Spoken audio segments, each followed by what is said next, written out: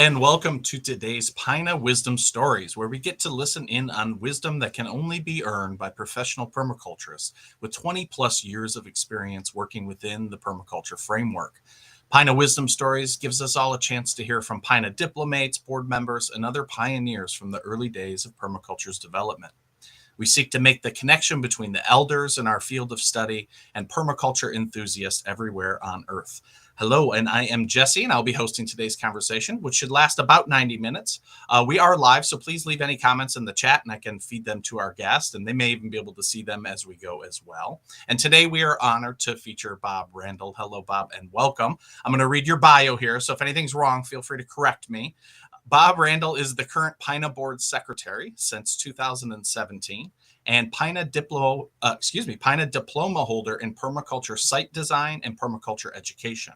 With a doctorate in ecological anthropology, Bob has taught and studied food systems across the earth. In 1979, Bob first read Permaculture 1 and began to implement its teachings. In 1987, he quit academic life and became a professional food activist, first as a community garden specialist at a hunger fighting agency, and then 7 years later as executive director of a new nonprofit, Urban Harvest, Inc., which we'll talk about today, and that's out of Houston, Texas. Since 1996, he has been a main teacher and facilitator for PDCs in the Houston area. Under his 14-year leadership, Urban Harvest grew from nothing to an $800,000 per year budget when he retired in 2008. And we shall see in today's presentation that that's still growing. So today we discuss how using permaculture design, principles, and ethics helped in the formation and growth of the nonprofit Urban Harvest, and how you can apply some of these time-tested methods to your businesses and permaculture activism. Welcome, Bob. It's great to have you. Hello, Jesse. Yeah, we're so excited. So just give us a sense. You're in Houston. What's the weather like today? How's it out there? It's a little bit cooler than it's been, probably down in the low 90s. Okay, that's not bad for this time of year for Houston, as I gather. Bob, we're really excited to have you. I know you have a fantastic presentation that everybody's just going to love. It's like a distilled permaculture course unto itself. So I'll just let you get on to it, and then I can interrupt with questions or throw you some chat questions as we go. But if you'd want to share your screen, I'm ready for you. I'll see if I can figure out how to do it. It says stop sharing. So oh, you know what? I think I have it actually. So you're good to go. I'll just push this over, and then you can go. You can make it big, and I see it on my end. So you're good. Right. Okay, good. So let's do.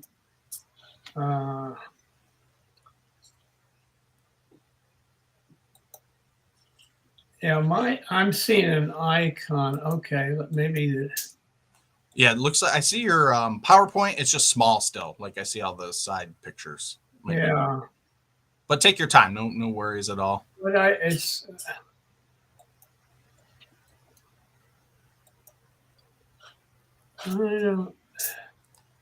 Sorry, I can't see how to What is it? Just play or? I'm not sure. It's like I'm looking at your screen rather than mine. That's what's. Oh, well, that's a problem. Here, let's go back to this. Does this help at all if I do this, and then you can make your slides? Yeah. Okay, now you can make it big, and then once you do that, I'll transition it back over. Okay. All right. Okay. All right. Yeah, we can edit. We can edit Yeah, these things. Now we're in good shape. Okay, cool. So yeah. Yeah, that's perfect. I see that. All right. So I'm going to chat about really three things today. You're hearing me all right? Okay. Yep, you sound great. Okay.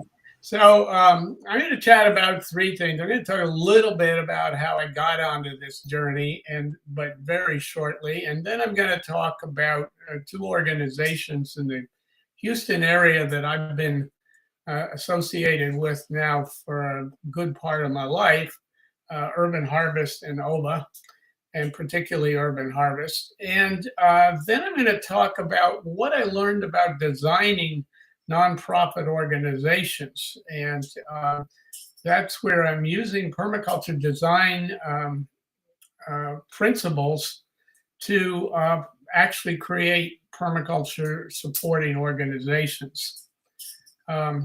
So what I think is this, that the thing that's really interesting about permaculture is this idea that despite whatever the heck the problems are, there's almost always a way with a better design to get much further than you otherwise would have been able to do. And so the basic idea here is this, that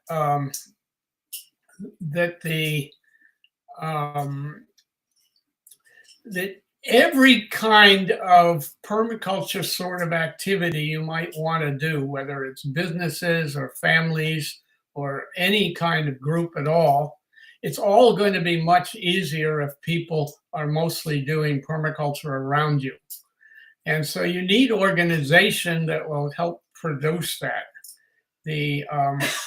That's the basic idea. It's an ecosystems thing.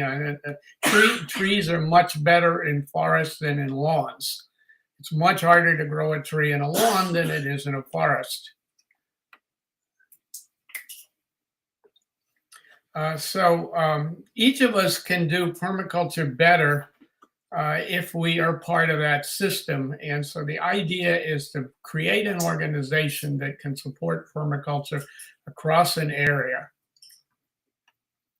So I'm going to use this thing from 4 groups, basically, that I've been part of.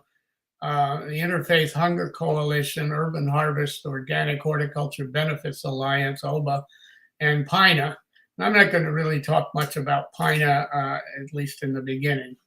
The main thing, though, is that I stopped being part of Urban Harvest Management in 2008 when I retired. And so I continue to support them. But what I'm going to be talking about today is design of Urban Harvest before I retired. Since then, other people have been doing it, and that's not what I'm really talking about. But anyway, none of these organizations necessarily reflect these ideas. They're all organizations, and they have their own opinions about whatever. And I'm simply telling you about my own observations. Now,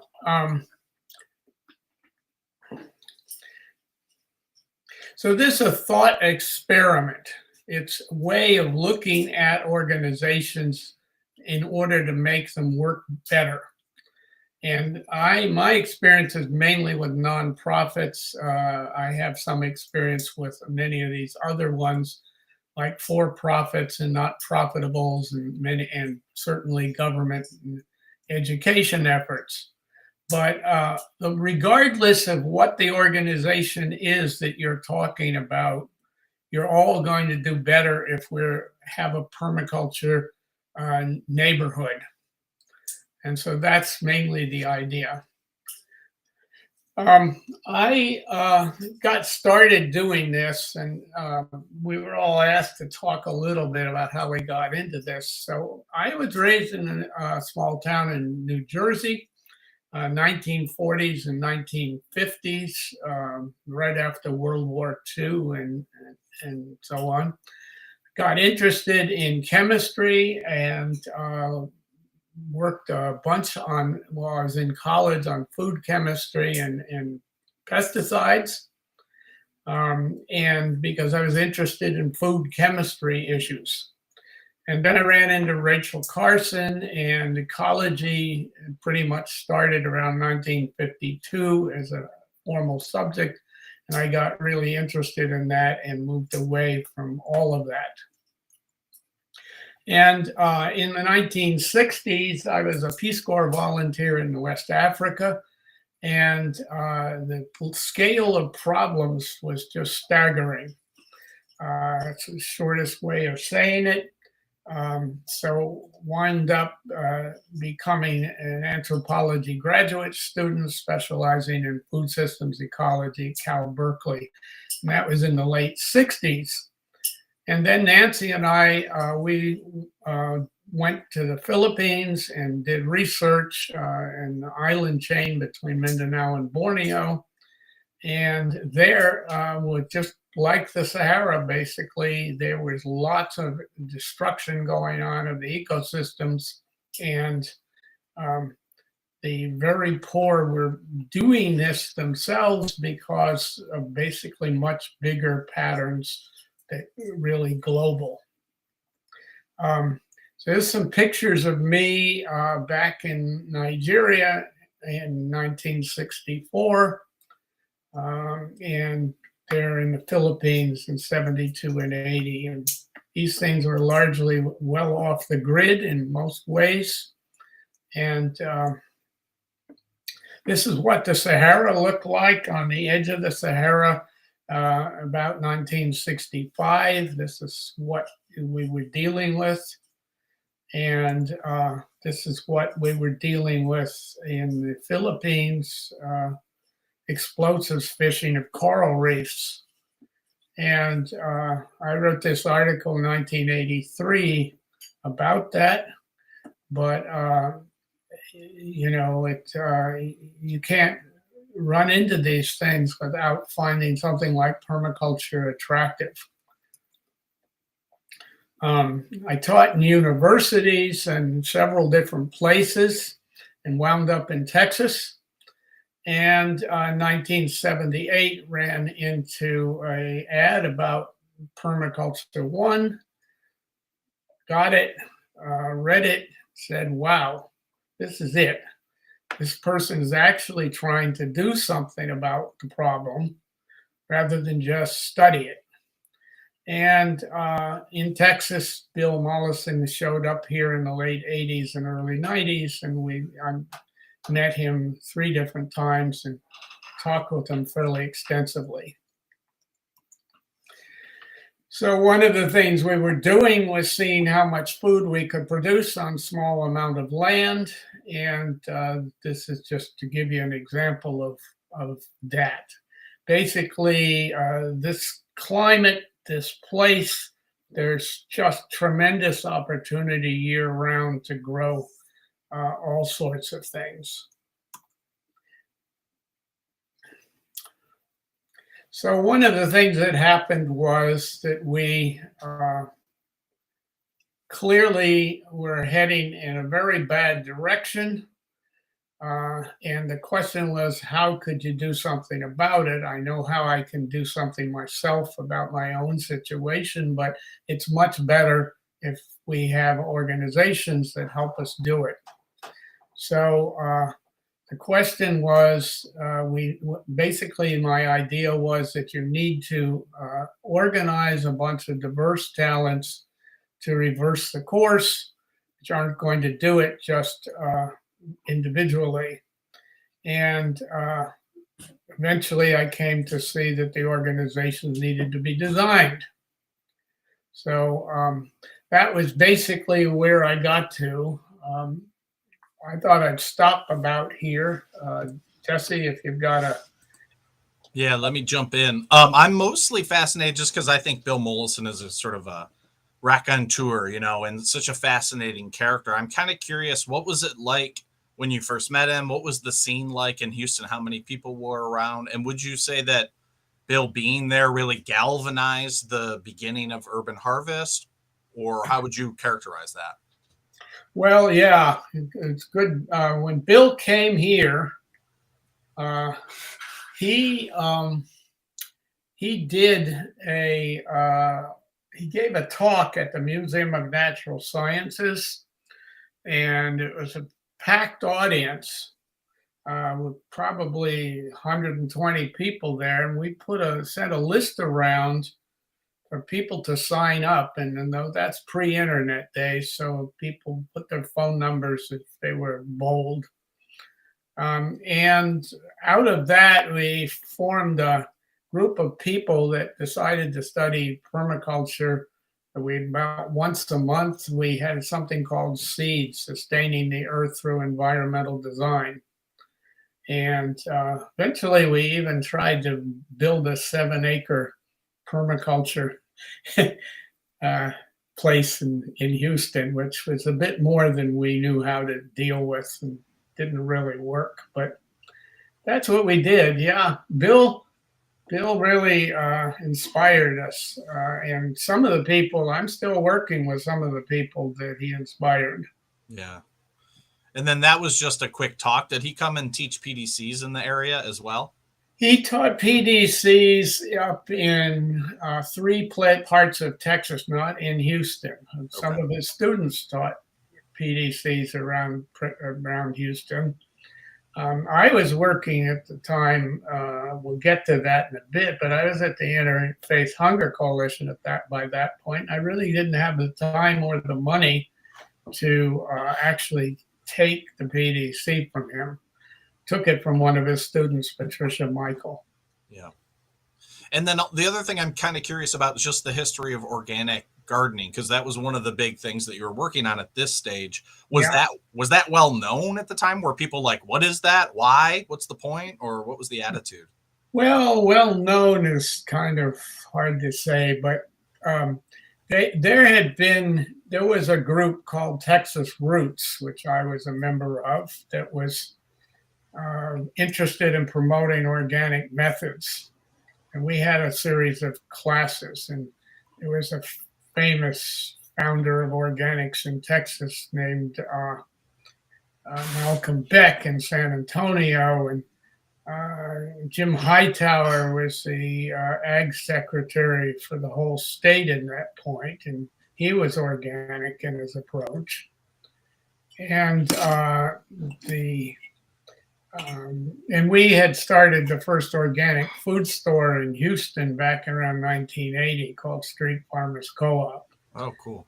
And we bought our food from a organization in Austin, which eventually became Whole Foods. At the time, it was just a rinky-dink operation. But yeah, I'm sure. That's awesome. Anyway. Cool. Yeah. So I get going here. Well, yeah, no, thanks for the history, and let's keep on rolling here. Yeah, so it turns out that Houston has every bit as much of our environmental problems as both the Philippines and Africa, just different ones. Figured out that the Metro Houston area, which is 6 million residents at this point, they eat about 16,000 tons of food a day, or throw it out, one or the other.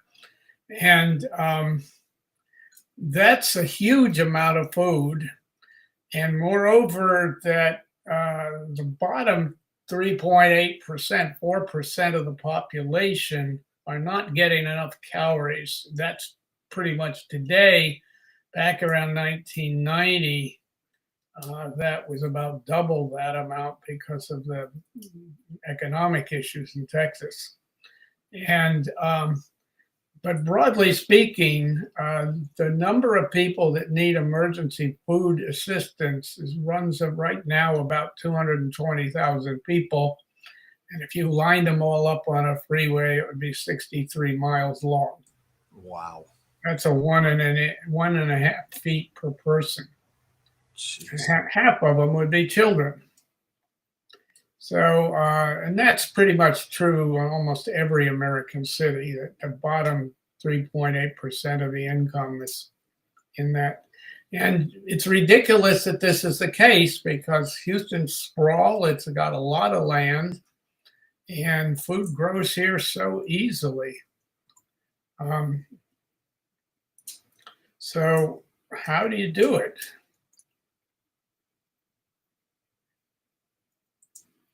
We had somebody who spit an orange pit and created a tree that had 1,700 oranges on it. Wow. Like, they didn't even try to grow the thing, they just kill it. So how do you change a culture from where it is with that kind of nastiness to something where people get to eat and do it in an ecologically sensible way? So That's the challenge. So, 1987, I quit teaching in universities. I taught for a year, 2011, as a substitute after I retired. But still, I quit academics and started trying to actually implement some of these ideas. And so we went to work with the Interfaith Hunger Coalition, um, with this organization that was trying to do community gardens that fed the hungry. And we started with nothing at all. We didn't have a telephone. In fact, the telephone was gotten because of a donation from the Houston Rockets. And we had skills and we had willingness to work and care, but we didn't have any resources. This was a quote that somebody told a TV interviewer up there in one of the wards. And I always remember this: working out here in the hot sun doesn't bother me. No, what bothers me is that families in this neighborhood are eating out of dumpsters. And that was the kind of thing that motivated this. And we managed to get quite a lot of people who cared about these issues. And this was HIV time when AIDS was running wild, and a lot of people, not just in low-income neighborhoods, that were running into problems with eating. And so anyway, we did what we could. We publicized organic gardens that could help people. We made as much of an effort as we could to get people behind an effort to produce more food locally. And 7 years later, I started Urban Harvest. So basically, this whole idea was to grow some food locally. And the reason was we gradually realized was that the entire city was basically at risk, not just poor people. Started looking at how we got food, where it came from, and under what conditions. And we began to see that the price of food and how good it is and how available it is are really vulnerable to all sorts of disruptions. And we had some minor ones during Hurricane Harvey when it hit. No food came in for a couple of weeks. And you're talking about millions of people who depend on this kind of crazy system we have. So anyway, that's what started really concerning us, and still does. It's the fourth biggest city in the US. It has an area that's over 100 miles in diameter.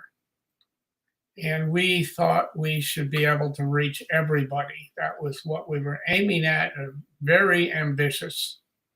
And we had therefore to connect with everybody who would help, every organization that would help, and so on.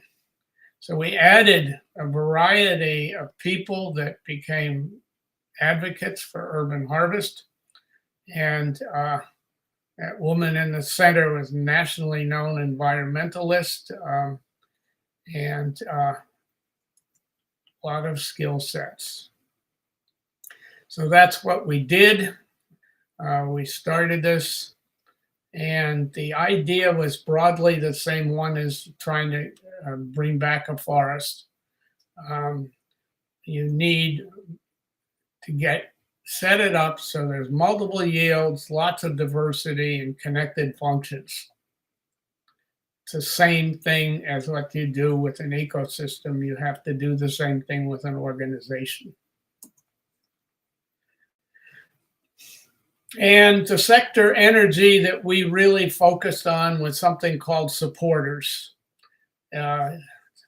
we figured out that supporters will often give you help, give you money, give you their time and labor, give you their skills, their ideas, if you can figure out how to bring them in and get them working on the problem. It's the same idea as catching water in a cistern.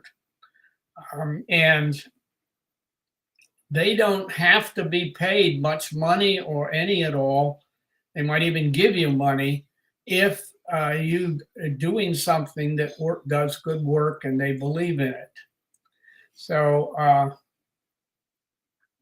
that's basically what we think they need to do. They need to want to help implement the vision.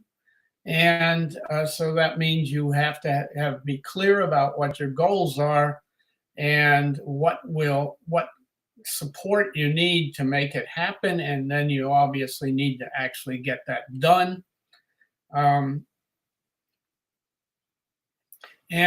People, what they want to do is contribute their help if they think it is accomplishing something useful in a sensible way. So we started adding all kinds of people with skills. And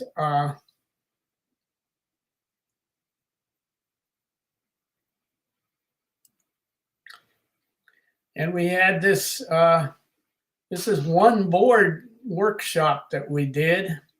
That was just the board and some staff. And it wasn't even all of them, but we believed in big board. And so we had some permaculture people in there.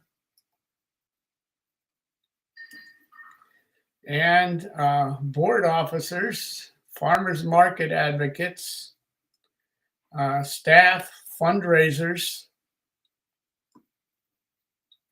and a tremendous number of committees.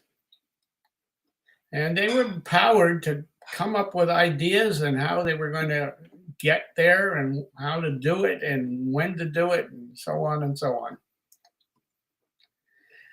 And these are just some of the skill sets and things they offered. They're not anywhere near all of it, but that's what we had. And the main thing I would just try to say is that although they tell you you want to be able to explain this in an elevator, I would much rather explain it in 3 pages. It's not, somebody isn't interested in 3 pages, they're probably not going to be a good supporter. So we had lots of people who weren't on the board. We gave 5-year certificates to 450 people during the time I was there. Wow. And this is in the Smithsonian book of next to Versailles and the Ming Dynasty Gardens. Wow. Yep. That's pretty cool. Yeah, when it comes to, not making it be a easy elevator pitch, it's sort of like with the metaphor of the forest. It's like, can you explain all the functionality of a forest in an elevator ride? Well, probably not. There's a lot of complexity going on within that, as you see with the board and all the different staff members. And it reminds me a little bit of PINA, right? Like a lot of some staff, some people working on funding, some people in the board, all synergistically working together to make this thing work. And I don't imagine how it could possibly work without each of those components. Yeah. And a joke I've told is that you ask a farmer, a permaculture farmer, what they do, and they don't say, well, I grow tomatoes. It's just not, it's a completely wrong approach. It maybe work for a corporation, but I don't think it works for nonprofits very well. So this is what we came up with of what it was we were trying to do. So I said, don't ask me what it is in an elevator, but we were trying to teach youth and any kind of adult, whether they were novices or professionals, and community and school gardens, gardening classes. At one point, we were offering 100 classes a year.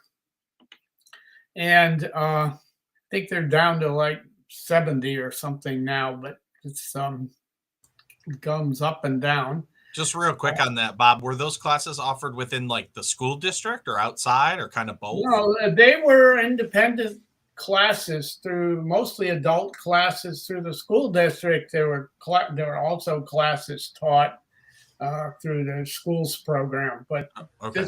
this was all taught basically through Urban Harvest or adult proprietary learning. Cool. And but we did a fruit tree sale, a weekly farmers market, an organic green businesses landscapers education effort, and that one was spun off in 2009, became OBA Incorporated. We published all sorts of stuff, some of this in days when the internet wasn't really available to most people, but we published stuff of many sorts. Our board president wrote a bunch of books on habitat landscaping, and there's a school and youth gardening book. I've written many gardening books, and the latest one being 2019. That one's so far sold about 3,200 copies at $50 to $75 a piece. So, hey, that's pretty good. And we published things in places where it would get attention by the more affluent environmentalists in various parts of the country. So taught a lot of classes.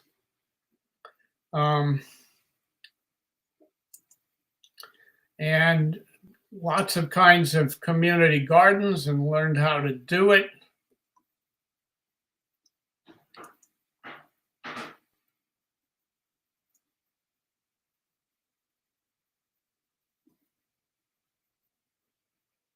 That's a habitat garden in the bottom right.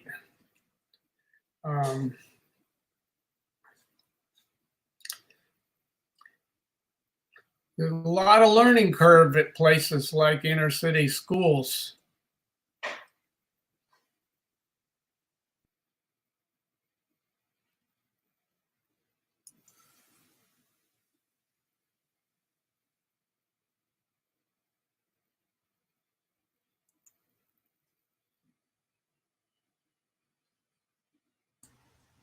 Oh, that's beautiful.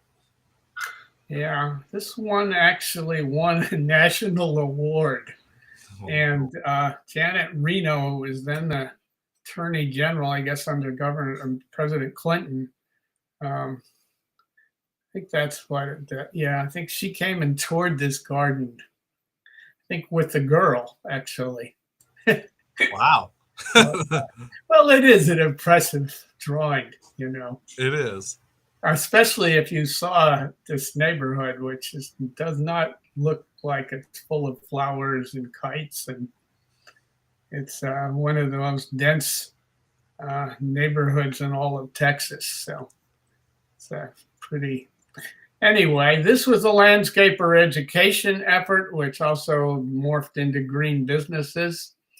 And this became an independent in 2009. Urban Harvest decided that it was hard to manage, I think. And so I've been on the board of OBA since then as well. And I'm actually giving a talk for OBA in a couple of weeks.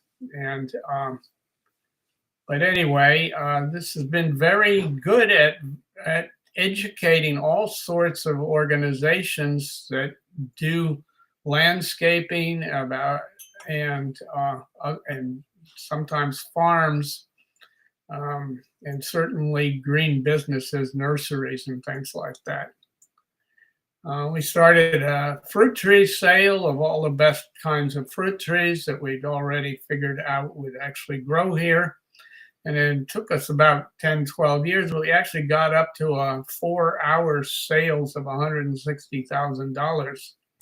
Wow. And mind you, you don't do this with staff, you do this with volunteers. Wow. And there's a Rice football stadium and fruit trees.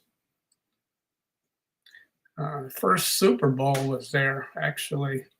Anyway, That's a great mashup between American sports culture and American permaculture. yeah, well, it's the permaculture ethos is to use whatever stuff is lying around, and this is a football stadium. It wasn't being used in whatever was it February. Rice hasn't been competing in football in February or whatever. So Right. Anyway.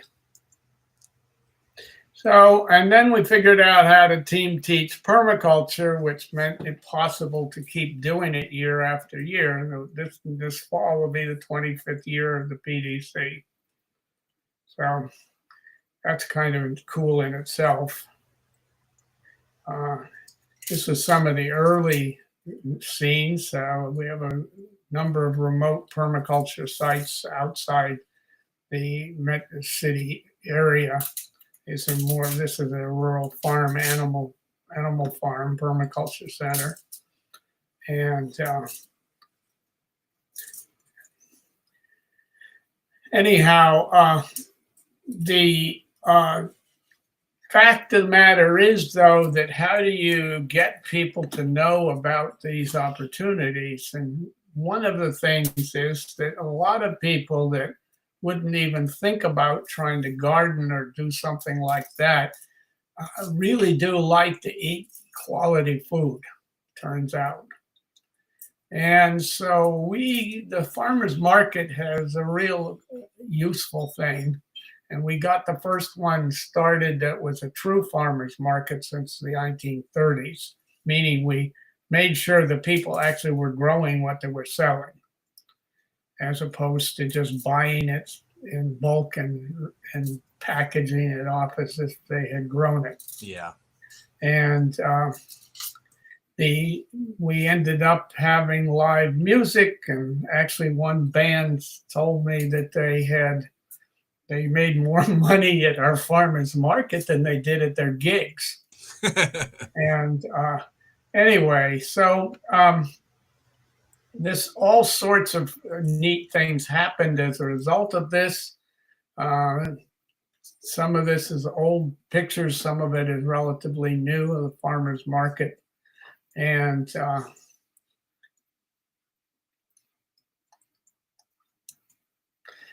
this was essentially the result of what we did in terms of income. It's certainly uncalculable in terms of how it affected other people's income or all the other benefits of it, but that's the gross revenues. I looked up the gross revenues since I retired. I knew what they were up to 2008 and had some idea what they had been since, but you can see that we started with basically nothing, and there you are at managed up and over $1.5 million the last few years. So that's a lot of staff, a lot of ability.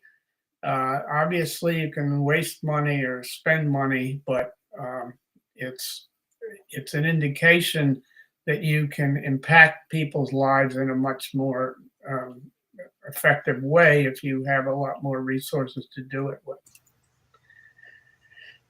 So I'm going to pause for a bit if there's some questions or ideas, and then I will just get into how we some of the aspects of how we did it, especially how we used permaculture to do it.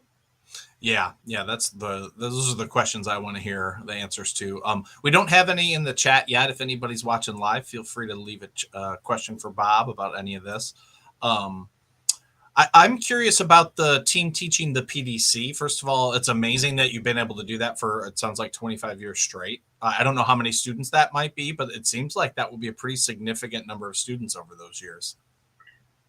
Yeah, well, it is. We graduated something close to about 200, Okay. but we've had probably, well, easily 1,000 probably have taken some aspects of it. Okay. So That's amazing. And what are the keys to that, to keeping, not only to team teaching, but to keeping it going without a teacher getting burnt out, let's say, or maybe they're on vacation and they can't do it? What strategies might you offer? well, there's several different ones. Is that the way we did it various ways, but we kept redesigning it till we got something that was really sustainable. And so what that amounts to is that we teach the PDC on Sunday afternoons or Sundays the whole day, uh, but only Sundays. And we teach it in 5 modules. So that runs from, and the first module is an introductory module of 2 Sundays. So first of all, a little bit of live experience of what this is. So they get to hear some classes walking around a piece of permaculture and showing how various aspects of the design work. And then there is a kind of sit down class, slides and things of things that are harder to show in 4 hours or so in a yard. And that talks about sort of the history of permaculture and some of the design features of it, and what the full course is. So it's just an introductory, and that's the first module. And you have to take that. You can't take any of the other modules. Then there's 3 other modules that are sort of broken down by when they occur: fall, winter, spring. And the fall one is designing bountiful gardens through permaculture. The winter one is greening our homes and communities through permaculture. And the spring one is restoring nature through permaculture. And so that you can take those in any order and not necessarily in the same year if that's the way your schedule works. And if you complete those 4 modules, you can then do the design tutorial, in which you have to attack a problem you're interested in using permaculture principles. Well, that's awesome. And then you have a party and graduate. That's great. That's kind of, it's kind of like the weekend PDC, I think, that a lot of teachers are doing now, but it's a different variation of that I think makes a lot of sense. I like that people can take a module when their schedule allows and then just add them all up at a certain point and be like, okay, I'm ready for the project. Yeah, that's basically it. And then the second part of that is that we use a very large number of teachers, probably in excess of 20 to teach it. Wow. Okay. So very few of them actually charge any money for doing it. There's no necessary room and board. And generally, each of the modules after the first one, well, all of them have experience on land, but basically the fall and winter ones have some rural all-day field trips where we learn stuff too. So it works good. It's a good system, and it's sustainable by the group of us here. And there's enough backup so that if somebody can't teach it this year, somebody else can teach it. Yeah, that sounds great. Can I ask you one more question about the fruit tree sales, and maybe just distilled, like, what have you learned over all these years? What works really well? What could be replicable for people elsewhere in the country or the continent? Well, it's really there's several things. One is that you need to have a very good idea of what actually produces what varieties, what fruits. Second, you need to have a source of this. So you have to have willing wholesalers that will grow these things unless you can figure out how to, you can sometimes figure out how to grow one or two of these things. But fundamentally, we're talking about selling thousands of trees.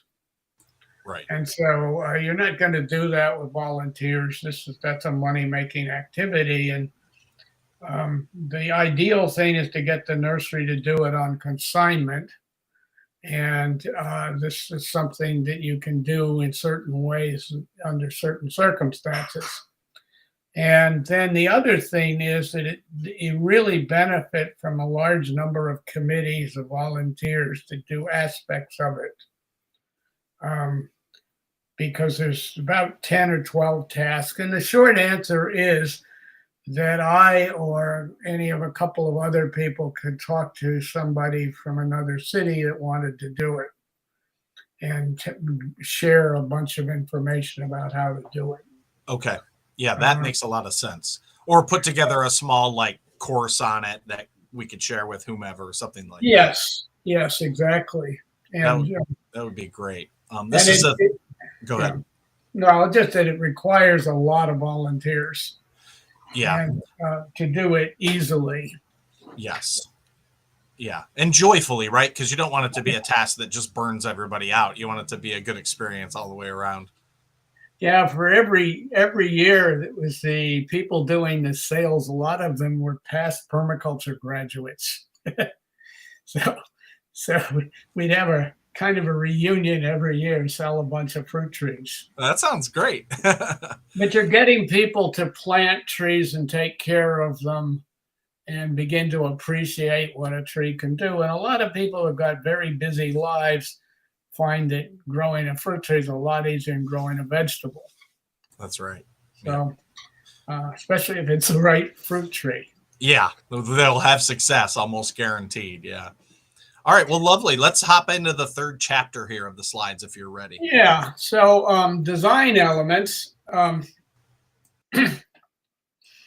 This is obviously really important. And if you're trying to design an organization, there's an enormous amount of information to this. And I'm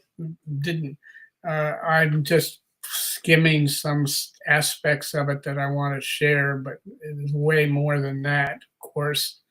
So the first one is to have the right situation. And the first one is motive. Why should people support your organization? And my research, mainly in anthropology, says basically motive. And we picked eventually having good, sustainable food for everyone. And who would be opposed to that? Well, some people who are cynical might come up with a few possibilities, but mostly everybody likes the idea. Yes. The means are the tricky piece in some ways because we're talking about people growing it. Houston has got plenty of land. Land has never been the problem here the way it is in, say, San Francisco or New York. And the knowledge is not shared widely, so you need to figure out how you're going to actually get the knowledge out to people. And that's a tricky business, it turns out. And then the other one is make sure no one opposes it. And that's not as easy as you might think. Nobody with any real power in the society opposes it at all, it turns out. But you may find a bunch of people who left bad situations in the countryside and came to Houston to avoid farming. We're going to oppose it as far as their kids doing it. So, I mean, they're going to say, you're crazy or something of that sort. Yeah, or it's going to smell bad or something. Yeah, I mean, they're just think, we lost our shirt on the Dust Bowl, or we we were migrant labor and we're sick of, Yeah. you know, or, then uh, there's all sorts of bad stuff. So that's the first thing to say, is that you need to check your boxes on that.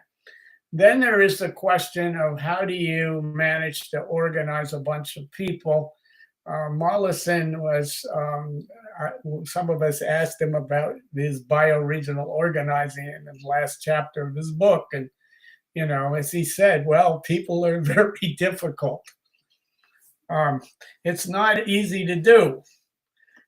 So here are some of my, so if you're going to put a fruit tree out, you don't do it because you're hoping for salad. And, or at least that's probably not why you do it, or you don't do it because it necessarily has beautiful flowers, although some do. But it's the same with nonprofit supporters. There's a whole bunch of things that make them really great supporters. So I've got a bunch of them there, whatever that is, 12 of them. And I actually could come up with more, but that's all I'll fit on this page. And so anyway, you want somebody who's got all of these characteristics. And you're thinking to yourselves, I know, well, who do I know that fits this? And so the point is that most supporters are not going to follow all this stuff. And I've told people, well, suppose the person fits all of this stuff, but they aren't honest. Well, don't give them anything where they have to be honest. Right. I mean, if they can't work with other people, well, give them something to do by themselves. Hardworking, reliable, well-organized person that can't get along with people, okay, give them something to them to do. Yeah, get them organizing something. They'll be great at it. Yeah, well, we had a person really good at doing designs. Anyhow, I just say that try to use everybody if you possibly can. Don't throw people away. And all of the things we were doing had ways of attracting supporter sector energies. So not only does something like education have many other benefits and yields, but it also can yield you amounts of money, labor, and skill sets that are helpful. And some of you may be familiar with asset-based community development, but it's basically this idea that people have all sorts of things they can offer to an organization if you just organize it and figure out what they are. And one of the things that we get out of having several different programs that you can't explain in an elevator is that you get all sorts of backup funding. One thing doesn't work this year because of COVID. Other things are still bringing in money.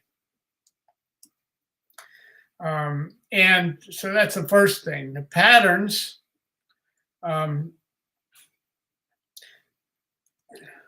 This is from a Harvard Business Review article where they talk about how important analogies are in developing effective corporations.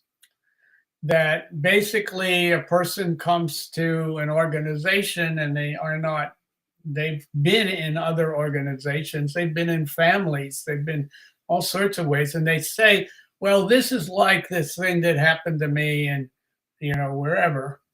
And so they use the word like. And when you hear the word like, you know that they're talking about some pattern that they're advocating for. This is like a business. So that means we're going to do things like a business. And there are plenty of these patterns. And in permaculture, we go from big patterns to the details. And an analogy is a very useful strategy, it turns out. And we'll get to some in a minute. But those are cultural patterns. And if you pick the right one, it'll motivate people, recruit people. You can explain what you're doing easier. And it tends to make things really work. So the first one we tried, which is what I'd say lots of permaculture people do and lots of other people do, is, well, we'll just show them what a good example of this is, and people will obviously learn from it and follow it.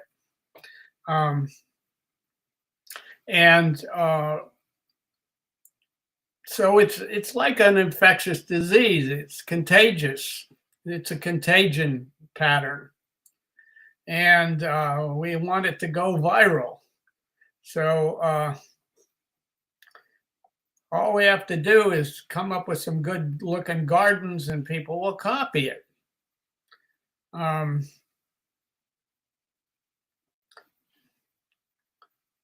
And the neat thing, like in permaculture, is that if this is true, the thing's just going to spread and we don't really have to do anything. Just put this thing out there in the neighborhood and everybody will be doing it. And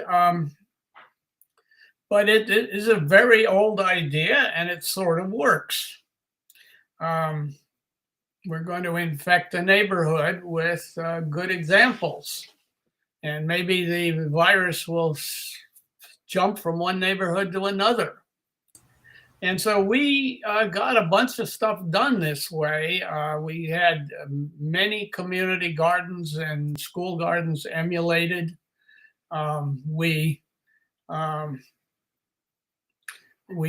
You build a nice permaculture food forest and show people about it and how it works, and people go out and they do it. And so you really, it does work in many situations, and it did work for us. The Houston Independent School District went big time into outdoor classrooms, and they paid Urban Harvest to do it. And the donation system we did at food pantries ended up spreading all over the country.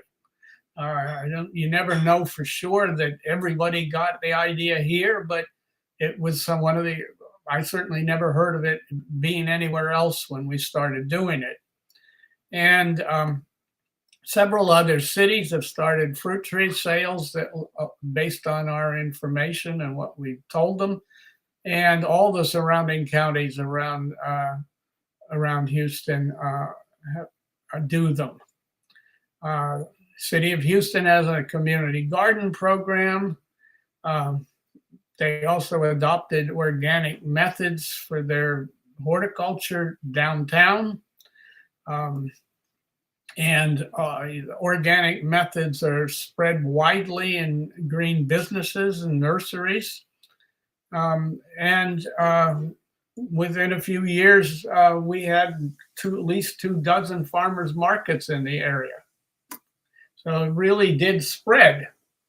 But the other problem, though, is that there's some weaknesses here, too. One of them is that when we started community or school gardens, there was a lot of learning curve, and a lot of the folks doing it did not produce quickly any kind of impressive garden. So nobody wants to copy something full of weeds. You had to learn how to do these gardens right, and that's a whole nother story. Yeah. And then there's a lot of people don't know they need a food garden, so they don't visit them. They don't get the idea at all. They can drive right past one and they don't even know it's there. And even when they do try to do it, the learning curve is high and they don't do well with it. And the worst part of it is that a lot of people came to Houston to avoid farming. And so their parents or grandparents said, don't do that. That's a dead end. So, anyway, so part of the problem with contagion is it didn't really work very well. And so people tell you they don't have a green thumb. I'm sure if you garden a lot, you've run into that from people. And it's basically an illiteracy complaint. I can't read. Math scares me, that kind of stuff. If you didn't have good teachers and didn't give good schools, you don't learn stuff. And as I've said, I've been in maternity wards on 3 continents, and I've never seen a baby with a green thumb. They do not get it. And so we decided to use a different analogy, the school system analogy. And this is basically a horticultural school system. It's the way we thought about it. Maybe this webinar is a school pattern. But neighborhood horticultural elementary schools are community and school gardens in neighborhoods where people can learn how you grow a pear or prune a pear or whatever. The high school version of this is multi-hour gardening classes. Then all kinds of stuff for people in various occupations. Permaculture for some people, teachers learning how to teach in outdoor classrooms, farmers learning how to do organics, landscaping, and even the Rice University developed an insect ecology garden. So it works good. It's a good idea. And so a lot of strengths. One thing is that people understand the idea of trying to promote literacy. It's way easier to convince people to promote literacy than it is to tell them to spread contagion. They have no idea how to really push something like this in a neighborhood. Whereas the schooling thing makes a certain amount of sense. You have a neighborhood school. And if you point out that the problem is that we don't have good schools and we don't have good teachers in the neighborhoods, then they say, well, we need to do something about this because the consequences are disastrous. So especially for children, we found it really a much better meme or pattern or analogy or whatever you want to call it.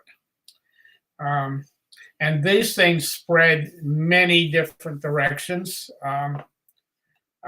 One of the things that happened was that some of the ideas about water and permaculture got translated into local anti-flooding policies. A number of regional parks around here are basically flood impoundment areas that try to prevent flooding. And it's gone, some of the stuff spread all the way around the country, just basically because of people taking up the ideas. Anyway, we had all sorts of things that happened as a result of this kind of literacy effort. But there's things that don't happen.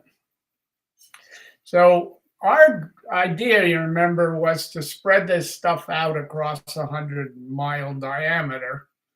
And that's a tremendous amount of people and a tremendous amount you're trying to touch.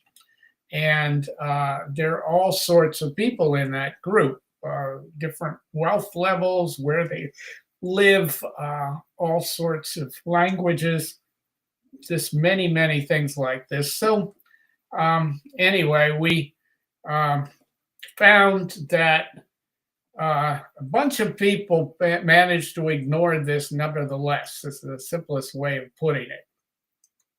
So that's the basic problem. The school system, people are kind of required to go to school. That's not true with anything like a community garden or whatever. So how do you reach the people out there that are not that interested? And we have this in permaculture. There's a lot of people that aren't that concerned about whether we will have sustainability or not. So it's so how do you do this? Well, one of the things that worked well was the farmers market, because it turns out most people like to eat well. And eating well is different from growing food so you can eat well. And so one of the things we found was that by having farmers markets, it was educating a lot of people from rural areas who brought food in to sell. And secondly, a lot of people that went to farmers markets realized that people were actually making money doing this and got interested in growing it even in inner city because they could sell it. And we figured people were making 2 to 5 times minimum wage, which is not wealthy, but it's still better than a lot of dead-end jobs. Yeah, it's enticing. Yeah. So this helped us.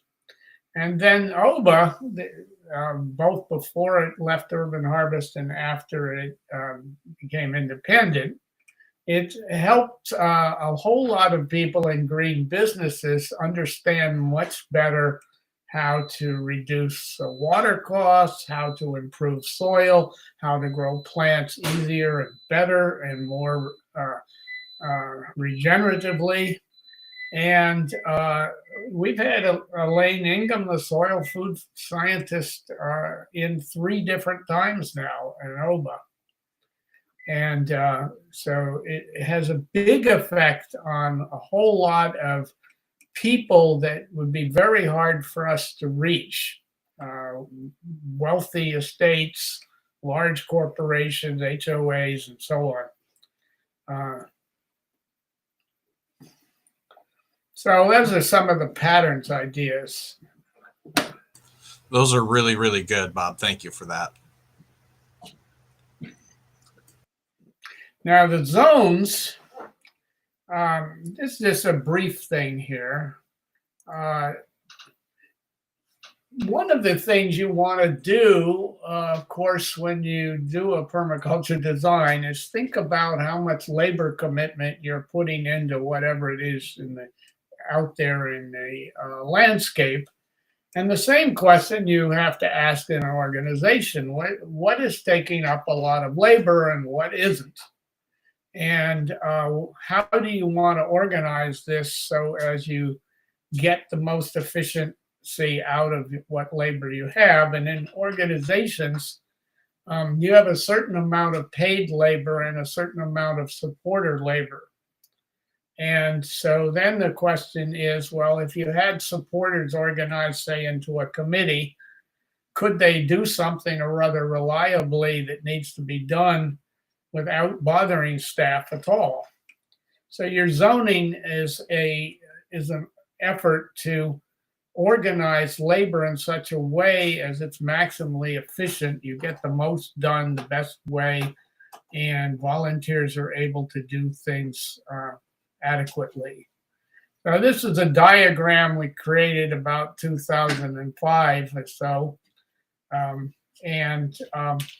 Essentially, it starts in the center there with things that you're spending a bunch of money on and putting a lot of labor into. And whereas planning development might not be all staff, it might take a lot of staff time to do it, like if you were, say, organizing a strategic plan. And basically what it does is like any zoning map, it moves out to less and less staff effort, less and less labor from the staff as to getting something done. And we had, at least at that time, market gardening and farming education for adults and youth and community gardens as being the three main programs. And you see some things that are in between, say, training for market growers is an education effort, and it's a farmers market effort. So that was essentially what we ended up with a labor zone. But the basic idea is that you can create a labor zone map for an organization and do it based on how much time commitment you need. Yeah, that's good. Anyway, yields. That's the interesting thing. There's a whole lot of stuff on yields. If I got into the yields of some of these programs, it would take me another bunch of time to get into it.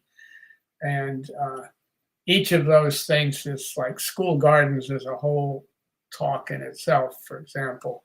But could you get more yields than you're getting out of each program? That's the kind of question. How? How could you do that?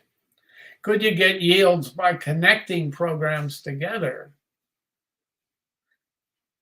What could you get yields that would be self-sustaining with a minimum of paid labor? Those are all permaculture questions. Because if you got a volunteer committee doing something that took virtually no staff time or money that you had to bring into the organization to get it done, you would get a lot done with very little resources being expended. So here are just some of the urban harvest supporter sector energies to be harvested. And they're just some of them. They're not anywhere near all of it. But, if you do the classes situation, the school district gives you money. Adults pay money for classes. The charity will maybe help you do things like they'll help build a garden at a school in a low-income neighborhood. All kinds of volunteers develop from taking classes. Fruit tree sales will go up. So you can, in education classes, you can tell people about how to grow fruit trees, and then they will probably buy fruit trees and do them, and they may even end up teaching pruning for you. And then there's permaculture design skills you get out of this education, and you can bring those back into these other programs that you're doing. So, I mean, there's plenty of these supporter sector energies to be harvested if you bother to collect them at these different programs. Now, this is a complicated one, but the idea is fairly simple.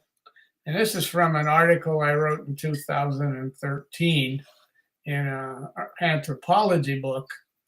But it's function stacking and labor allocation by program. So the programs are up here at the top, sideways printing, community gardens, schools, market farming, adult classes, fundraising, oversight, outreach, landscaping efforts, permaculture efforts, fruit tree sale. So those are all basically programs. And then there are possible functions that you get out of it, like community development, health and nutrition, science education, sustainable economic development, and the impact on your income. Do you get money from it, or do you lose money from it, and so on? And then this is broken down by labor zones, and these things just stand for very high. So something like this says that food security is you get it's a very high yield from market farming effort.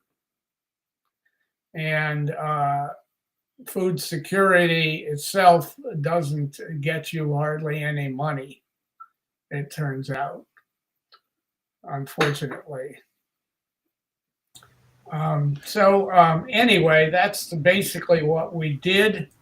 And there's a bunch of footnotes here that explain what some of this is about. But point is that you can create a list of what it is that you're trying to get out of the programs you're doing. You can run it across a table of the various programs you're doing in an organization and try to determine what you're getting. And if the answer here is that that you are getting very little horticultural literacy from something you're doing, like here you're getting very little from market farming, could you get more horticultural literacy from market farming? Well, maybe you could. So it raises this question, how much more yield could you get out of the fact you are doing market farming stuff and you are trying to teach hort literacy? Maybe you could be doing more of this than you are. So, Yes. yeah, so that's basically the idea. Yep. And these are just the last couple of slides. So we started trying to connect programs with each other. So this is youth education stuff and the fruit tree sale. And we got these high school kids helping people, assisting them moving their fruit trees and so on, and learning some stuff about the fruit trees they were selling and so on. And so that's a connection that we created, and we're getting a yield out of the connection, is I guess what I'm trying to say here. Yeah. And this is another one where the school children were involved in selling some stuff at the farmer's market. And one of the things that happens in this situation is you get some fascinating demographic differences in who is going to public school and who is shopping at the farmer's market and so on. And so we get yields out of the connections as well as people learning about the farmer's market and people learning about neighborhood schools. So there's a lot of things going on here that are useful. And then the other question is brought up is, can you create an organization that will support permaculture community across the continent? And that's what Jude Hobbs and the others that started PINA in 2012 had as a vision. And I've been trying to help it, and I hope you will too. Yeah, and I've been hoping you will too as well. And one of the best ways to do that is to become a member. You get access to a media library and all sorts of supports as a member. And it can be pretty cheap, $20 a year sort of thing. So if you're interested, go on over to pina.in to learn more. Bob, that was so wonderful. And I'm curious how you are taking your knowledge from all these years and work with Urban Harvest and others, and where you see not just PINA going, but permaculture going in the next, 10, 20 years. Like, are you feeling hopeful? Do you feel like it's moving in the right direction? Are we needing to make connections that maybe we haven't as a permaculture movement, or even as more small scale? Does PINA need to make more specific connections, follow the contagion pattern, follow the schooling pattern more?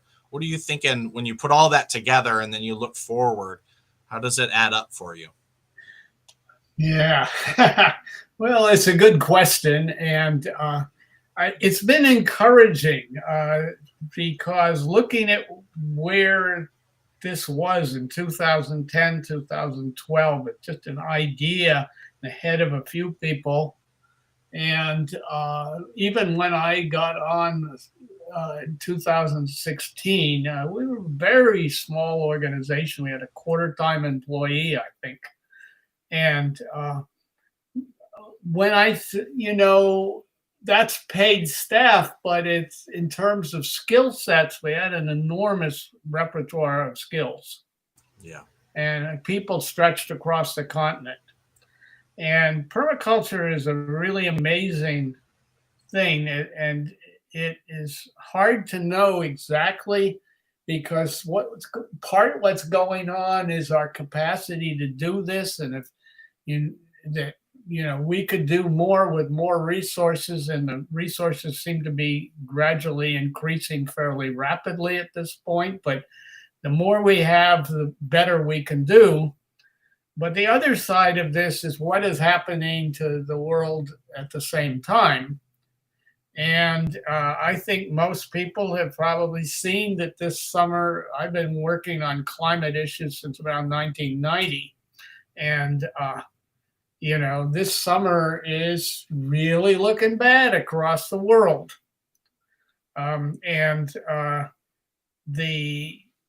I've often said that the best lobbyist for permaculture approaches is Gaia. Gaia is telling everybody, you better get your act together. Anyway, so it's hard to know, but if, we have actual solutions, we have ideas.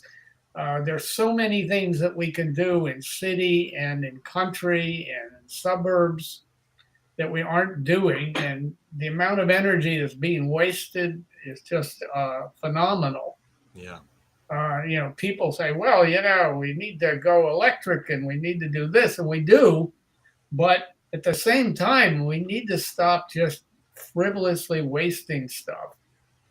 And we need policies that do that, and we're probably not going to get them until we have a lot of people that want them.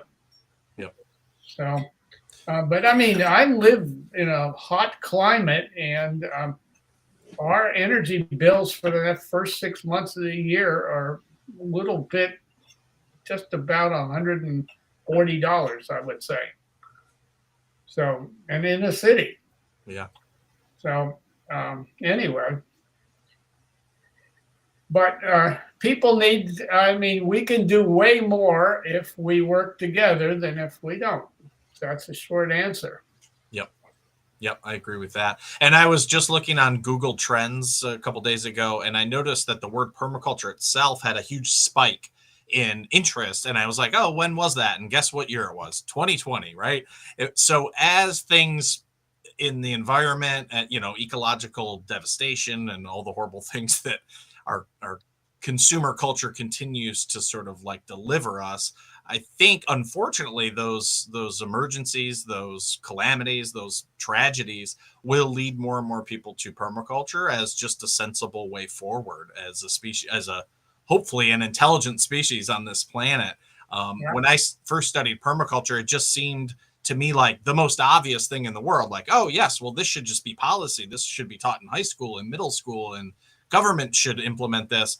But I recognize there are many old legacy systems and moneyed interests that are in the way of that. So my thinking is permaculture just needs to keep working together, like you say, hanging out on the edges a little bit of society where you never know what may tip or what may really usher in permaculture into a bigger sort of seat at the table.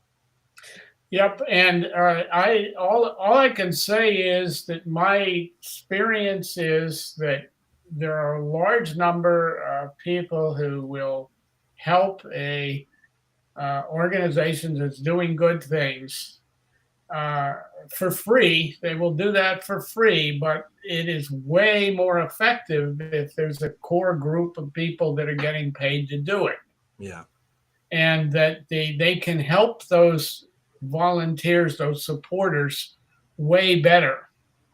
So I'm in favor of getting significant amounts of resources into PINA, Yeah. and that will make it much more likely that the non-paid uh, supporters will get more done. Mm. And that tends to breed itself. People say, look, I've been volunteering with PINA, and look at all we got done in the last 2 years. Yeah. And then they tell other people, and it builds. Yeah, and it's like that contagion model you shared too. Like when the garden is all weedy and kind of not looking good, it's not very contagious, or it's a turnoff. But if we have the resources within PINA to do really good work and showcase it, that is attractive, and people are inspired by that. So Yeah. I'm with you. Let's try to find those resources ongoingly. And Bob, this is great. Obviously, we could do many more webinars, and like we could do a whole thing on the fruit tree. We could do a whole thing on community gardens. Your wealth of experience is something that we want to tap into more without overtaxing your energy or your time. But thank you so much for this. This is fantastic. I'll put this up on the members portal in PINA within the week or so, because this is really important for people who are in their own nonprofit or starting their own permaculture business, or even just as an update to what they may already be doing in their permaculture businesses. Lots of great ideas here. So thank you so much for your time, Bob. Any final words that you want to leave us with?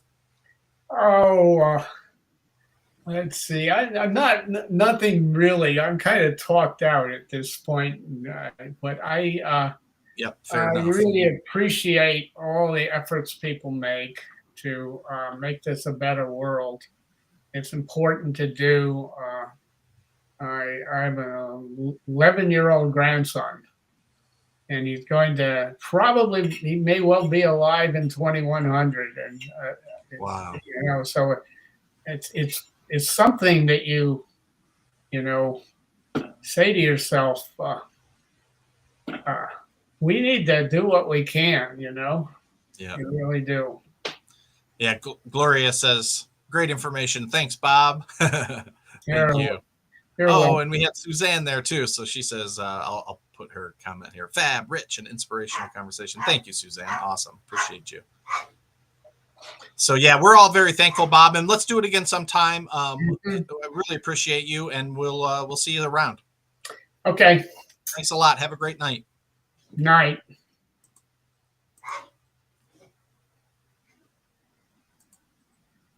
And then